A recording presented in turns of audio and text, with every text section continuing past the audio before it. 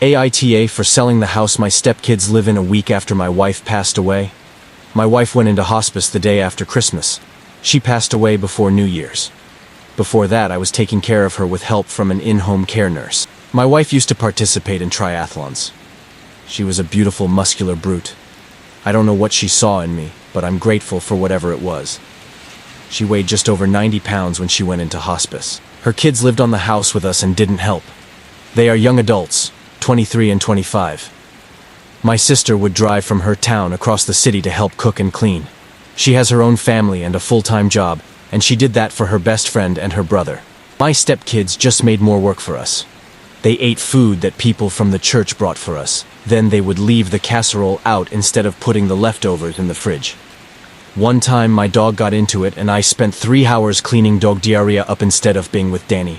I fucking hate that they took 3 hours away from use. I've known the kids for 10 years. They were good kids. I moved on with Danny a year after we met. We got married a year later. Second marriage for her. First and only for me, I think. Her ex had systematically screwed her over. She got the house in the divorce. She said she wanted the kids to have stability. Her ex had taken out home equity loans before the divorce. She knew about them, but was blindsided by the divorce. Long story short, I sold my condo when we got married and used the money to pay off the house in full. I basically bought the house. I was on title and we had a prenup. The house would be 100% hers if I died first. She had no equity at all in the house. Now that she is gone, I don't want to be there anymore. So I sold it. I bought a condo in the Ice District. That's a neighborhood by the hockey arena in my city. We had talked about downsizing before we knew she was ill. She wanted the boys to grow up. When we found out she was sick, everything got postponed.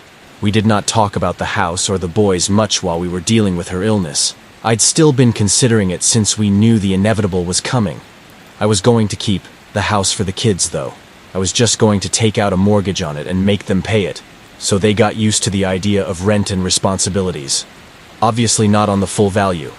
They could not afford that, even though they both have jobs and have not paid rent or for food ever. Their behavior during her illness made me reconsider. The day she passed, I contacted a guy I know who was looking for a property like mine. I sold it to him that week. Possession is in May. I am not charging the kids rent, and I'm still buying groceries for the house. I did not immediately kick them out or anything. A few people, including the kids, people from our church, and her ex have called me heartless for kicking them out of their home right after their mother passed away. I'm so numb these days I don't care. My sister says that I'm in the right, but she would say that if I committed genocide. She is hardcore ride or die.